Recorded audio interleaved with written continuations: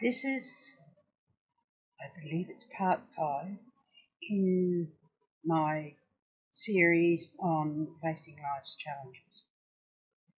Now, the challenge I'm going to talk about today is one that was probably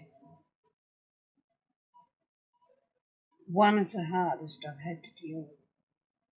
The hardest, of course, was the birth of my daughter. Now,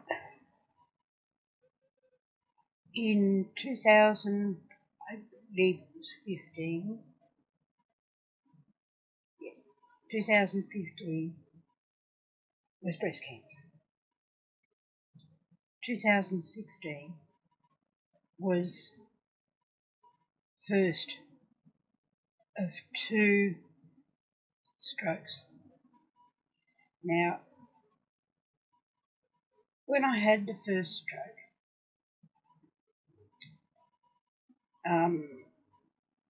I was at home by myself. Jeff was at work, and I had made myself an omelette for dinner. I talked about it umpteen times to the paramedics, offered it to them, asked if they wanted to have it, and everything else. I'd made myself the omelette. I took it into the office to continue doing whatever it was I was doing on the computer. And I remember I put it on the desk. The next thing I knew, I was on the floor under the desk. My phone, it was a glass desk at that time. How I didn't hit it, I don't know. But I ended up under the desk, and the only being there with me was the dog. And I could see my phone through the desk, and I said to the dog, can you get my phone, please? And the dog went, what are you talking about? So I managed to get my phone, and I knew I'd told my sister that same day, that to charge your phone quickly, you switch it off. It charges quicker if you're not using it. And so I figured that's what she'd done. I didn't think to ring her husband. I don't know why I didn't think that, but I was going through contacts, who to contact, and my niece, Hayley, was the first one I came to. So I rang her and I explained to her that I'd had a fall and I couldn't get up. She just said, I'm on my way. Her husband said that he would ring Jeff's work to tell him, and I don't know how long it took. But my sister and my niece came around. Now, my sister used to teach yoga, and she's 2 years younger than me, so not a sprightly 20-year-old or anything else. We had 6-foot fencing. And of course, it was all cut off. The front was cut off from the back. And my niece said to her, how are you going to get over the fence? She said, watch me. And she did. They came around the back and came in, or she let my niece in, came around and into the office, and there I was under the desk. They called an ambulance, and the ambulance came. They thought I might have injured my back because I can't lay on my back for some reason. It actually hurts. I can for a little while, but not for any length of time. So the ambulance came, they took me to hospital. They did a CT scan, no brain damage, they couldn't find anything. So they kept me overnight and let me go home. Side note, my niece's husband was tried for 55 minutes to ring my husband's work, and the phone just rang out. No one would answer it. So my niece and my sister decided they'd drive there while the ambulance was taking me to hospital. So they drove there, and as soon as Jeff saw both of them, he knew something was wrong.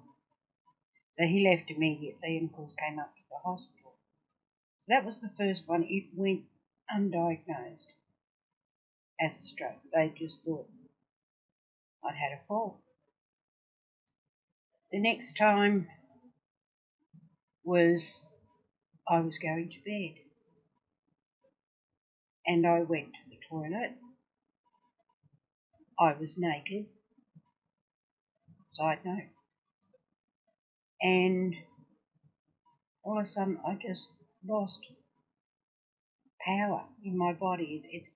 It's hard to describe. It's sort of like my body just goes to sleep, and I can't move, can't do anything.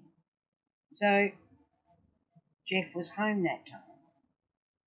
So I managed to whack the wall to get his attention, to tell him that I can't move. And he came in, and by that time I was slumped. I was unconscious. I was gone. So they managed to get me on the floor, by which time he had rung my sister and told her that I'd had another fall or that I was unconscious. I don't know. And she came out. Now, bear in mind, I was naked and I am very body conscious. No one sees me naked. I don't like people seeing me naked. Why would you? And my sister tells me that she told them that, can we just cover her up? You know, she's very conscious of her body. They managed to put my white bathrobe over me to cover me up. I don't remember anything. I can only go by what I've been told, mostly by my sister, who was with me the whole time in emergency. When we get there, now my name is Venice. Not a hard name to remember. Not a hard name to get. Yeah, it is. People get it wrong all the time. But my sister tells me that in the emergency they have one person who directs everybody and tells them what they've all got to do. They've all got little jobs, and the doctor was there, and my sister tells me he was screaming out, "Vanessa, open your eyes. Vanessa, open your eyes." And she got cranky at this. And she said, her name is Venice. He still said Vanessa. But they sent me for another CT scan, and it showed nothing. A CT scan in my head. It showed nothing. And they decided they'd keep me in hospital. They managed to get me down to where, so that I was covered up. And they sent me up to the ward. Now, I saw, he's an associate professor in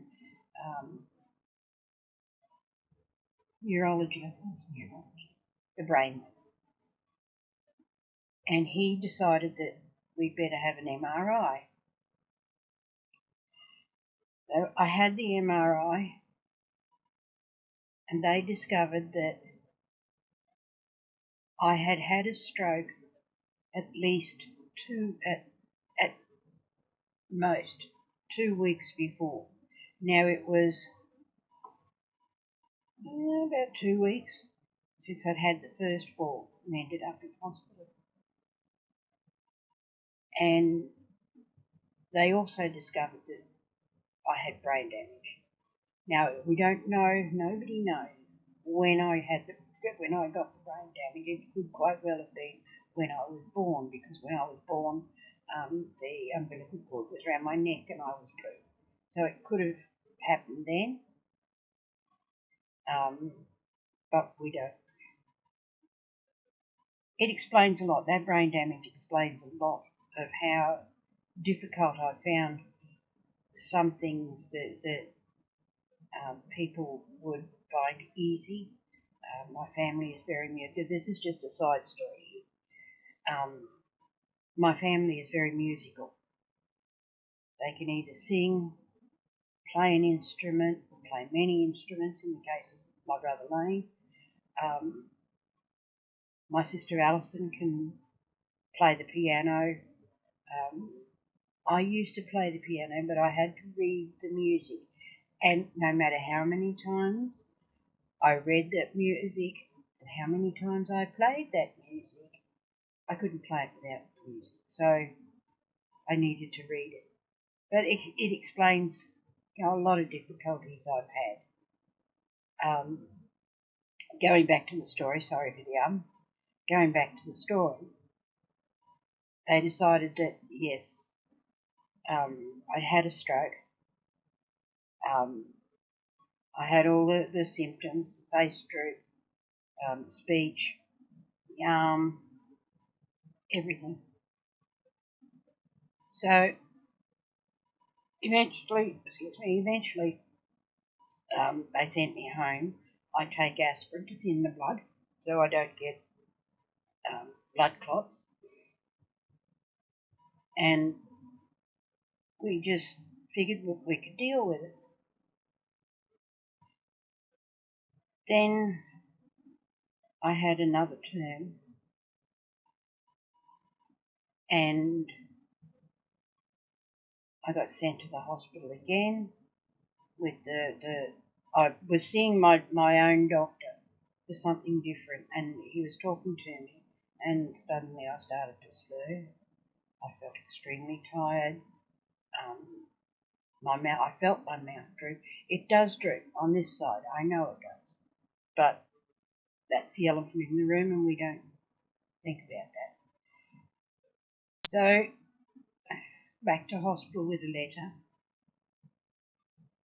They kept me there for a while in the emergency, and eventually said no, she can go home now. She hasn't had a stroke. Was it a TIA, which is a mini stroke? I don't know.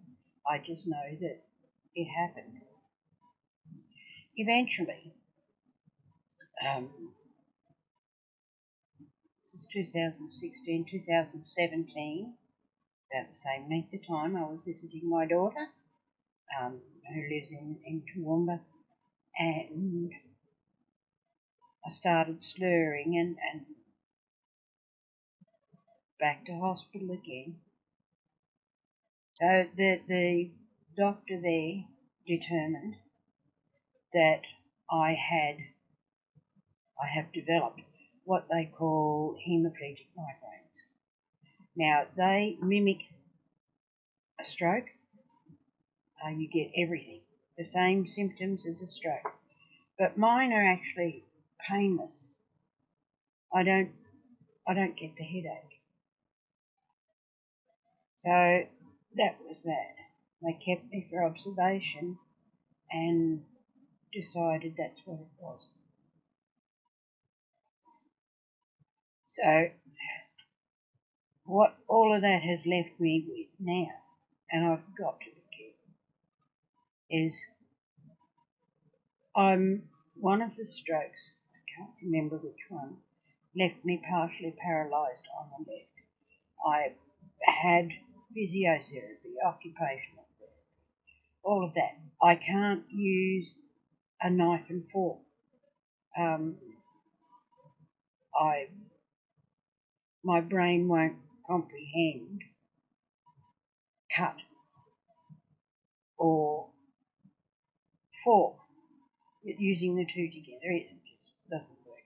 So Jeffrey has to cut my food up for me, and I eat with a spade, a fork, spoon fork thing.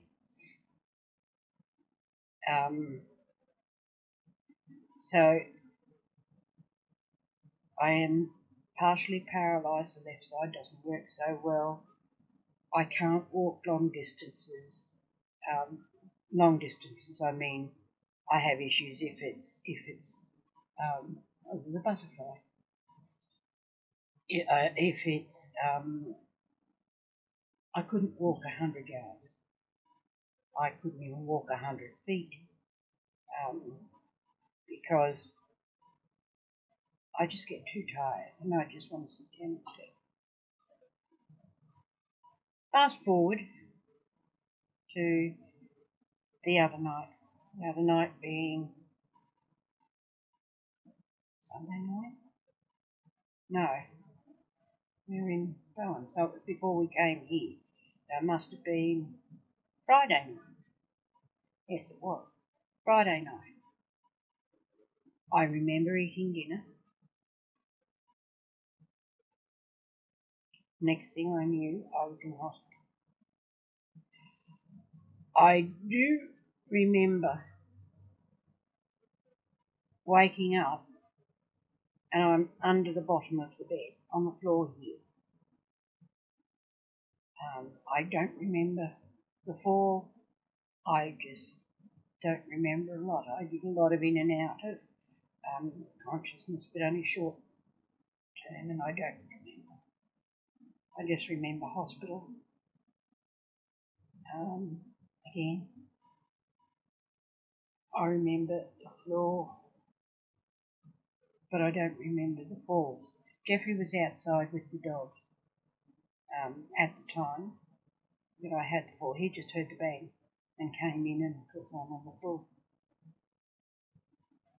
Now that's as recent as we've been. They say it was probably a hemiplegic migraine caused by the stress of doing the final clean out. Well, not the final, it was the final for me, but not for my brother name. The final clean out of my mother's home, getting stuff.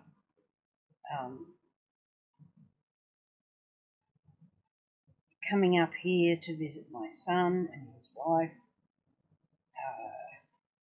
A combination of a lot of things, probably more so the my mother's home thing. Seeing my mother, she's not there. She can talk, but she talks nonsense, absolute nonsense. He can't stay long. He talks about conspiracy theories and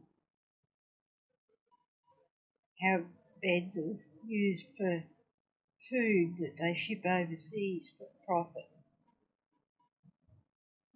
No. So that's the story. And as I said, the hardest part for me with these strokes and the hemiplegic migraines is my inability to do some things for myself. I have to rely on Jeffrey to do it for me. And I have always been very independent, very single-minded. I don't need help, thank you very much. I can do it by myself. I could change a light fuse, I could change a light bulb, I could, use a screwdriver, a spanner, and all those sorts of things. I would think, oh, that can't be too hard. And now I look at things and I go, can't do it. My teeth. Yes, that was the other thing. They're finally getting fixed. So one day you'll see me on here and I'll have a nice smile, hopefully. Because when I was younger, I had nice teeth. Now I've got more gaps than paling fence, picket fence. So the hardest thing that I had to deal with is having to rely on other people to do things for me and not being able to go on walks with Jeffrey, not being able to do a lot of things that most people take for granted. But it has also taught me and helped me understand the limitations that my daughter has with her cerebral palsy.